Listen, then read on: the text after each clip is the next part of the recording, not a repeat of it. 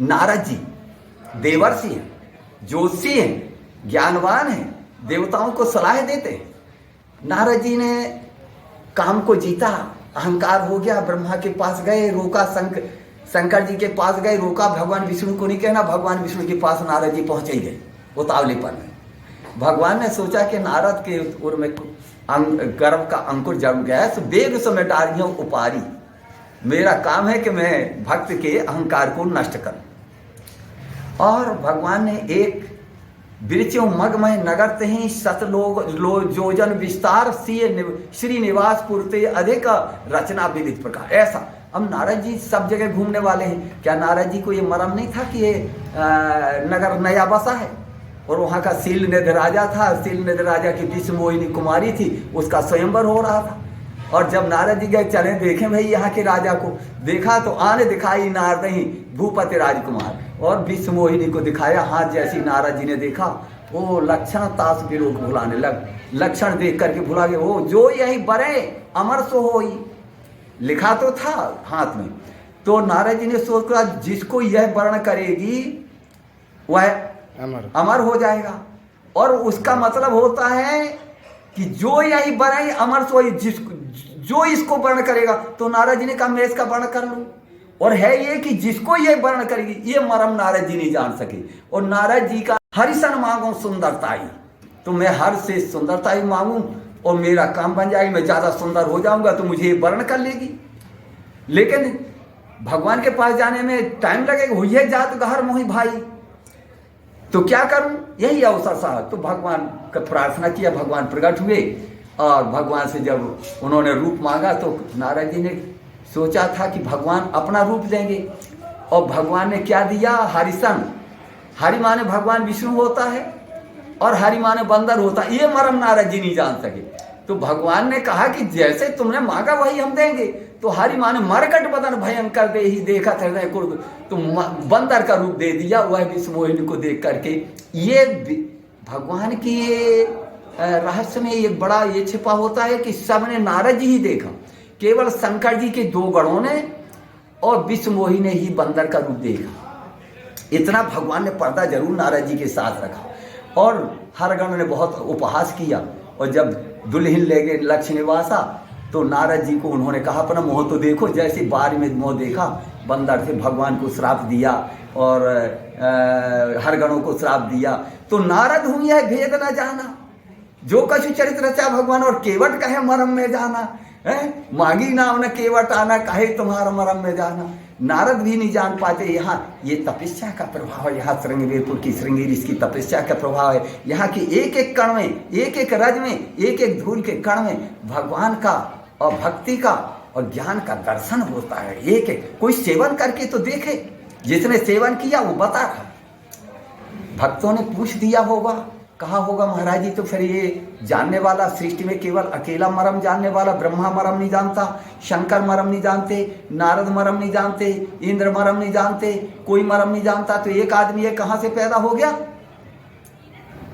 तो पूछा तो उसके विषय में महापुरुष कहते हैं कि एक बार भगवान शेष सैया पर क्षीर सागर में शयन कर रहे थे। क्षीर सागर में शयन कर रहे थे और लक्ष्मी जी चरण संवाहन कर रही थी, चरण सेवा कर रही थी।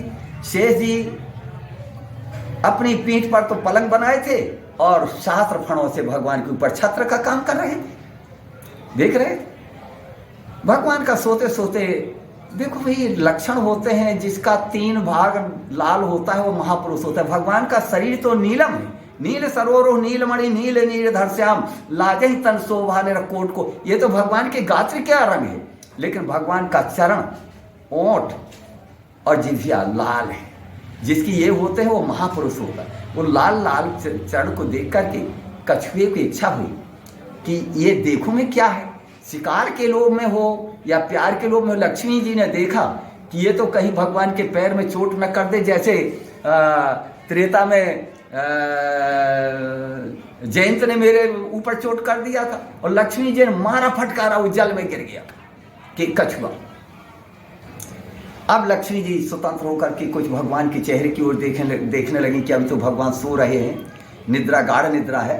तब तक कछुए को समय मिला पुनः आया तो शेषनाग ने अपनी 1000 फनों से गरम गरम आवाज मारा उसको।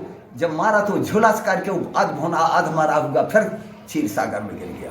ऐसे कछुए ने कई बार किया, कभी लक्ष्मी जी और कभी शेष जी के कारण उसको भगवान का चरण स्पर्श करने को नहीं मिला। यह रहस्य, भगवान तो दीनन हितकारी देव है ना, भगवान तो ये रहस्य भगवान को नहीं सहन हुआ। भगवान ने कहा कछुए तुम ठहर रहो, त्रेता में जन्म लूंगा मैं, अवध में रकुल में श्रृंगवेरपुर आऊंगा, तुम उस समय केवट बनना।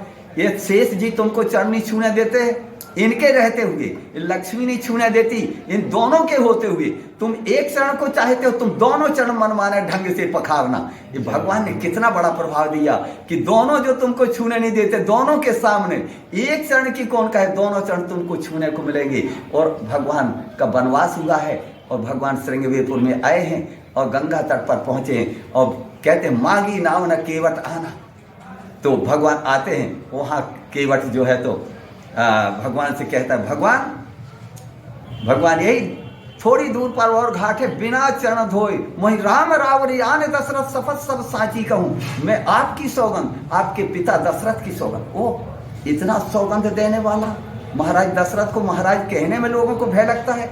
यहाँ का केवट सीधे नाम लेता है, जैसे ही सीधे नाम लिया दशरथ, क्या दशरथ इनके नौकर हैं कि कौन है, ये सुन करके लक्ष्मण को क्रोध हुआ और जैसे ही अपना बाण चढ़ाया है तो कह दिया अभी तुम शेष थे क्षीर सागर में, बरु तीर मार ही लखन पे जब लग न पाए पखारियों। अरे मारो ना, तीर मारो ना। राम जी ने लक्ष्मण का समाधान किया है और फिर उसने भगवान ने आदेश दिया है बेगे आनो जल पाए पखारो, जल्दी जा करके तुम करो और पाए पखारो।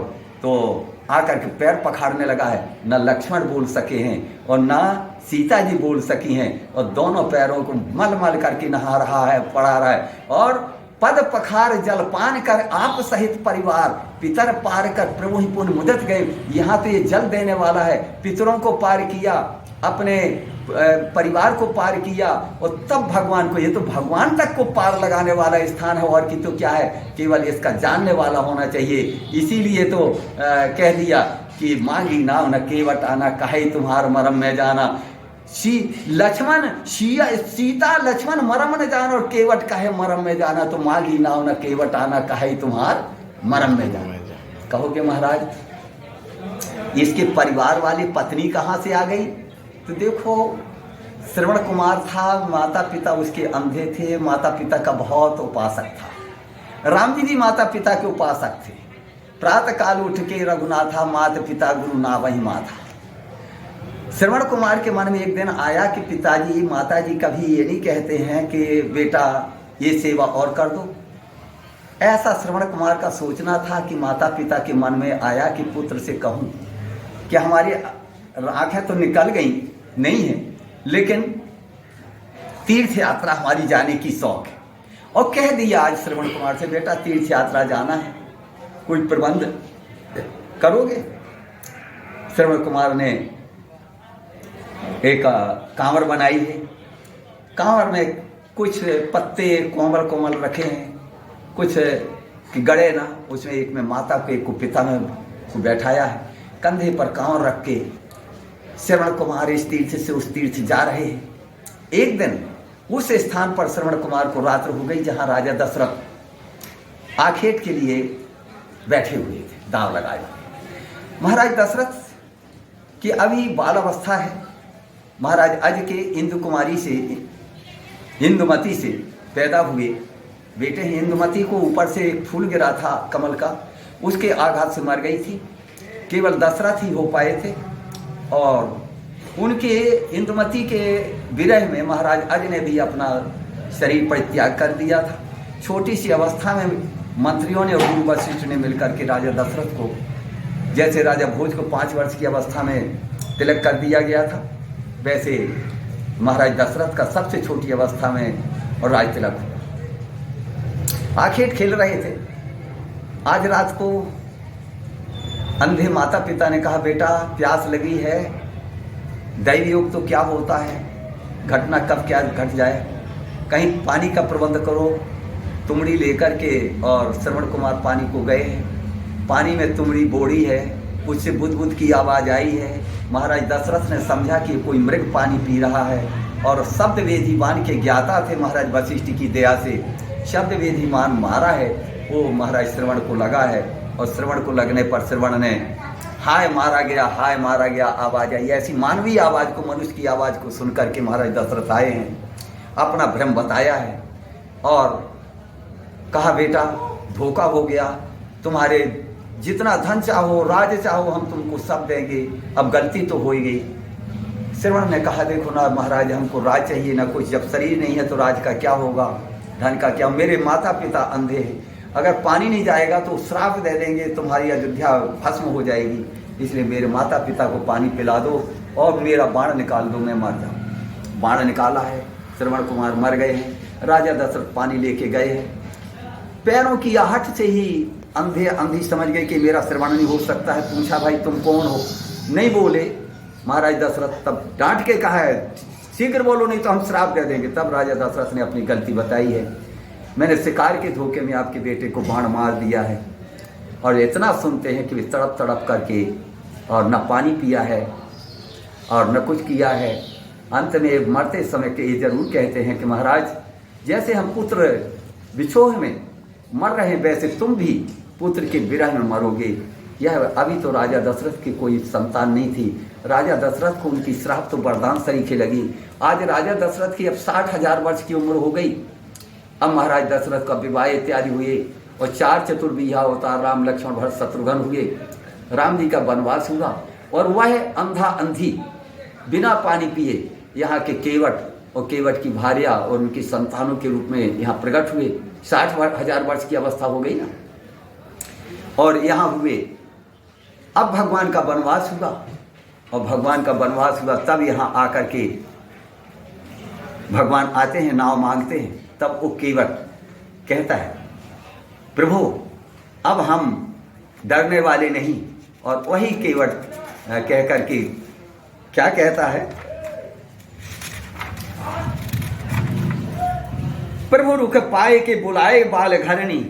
प्रभु का रुख पा करके और पानी भर लाया है, बुलाए बाल घरनी, अपने बालकों को बुलाया और घरनी को बुलाया और बंद के चरण चहुदीस बैठे घेर घेर। भगवान को घेर घेर के बैठ गए और छोटो सो कठौता आन पानी आन गंगा जी को, और धोए पाए पियत पुनीत बार बार फिर क्यों फिर पीने का आशय आता है, क्योंकि उन्होंने 60,000 वर्ष हो गए पानी नहीं पिया था आज तक। आज उनको श्रृंगवीरपुर में वह जल मिल रहा है जो जल प्यासे में तड़प के आ गए थे।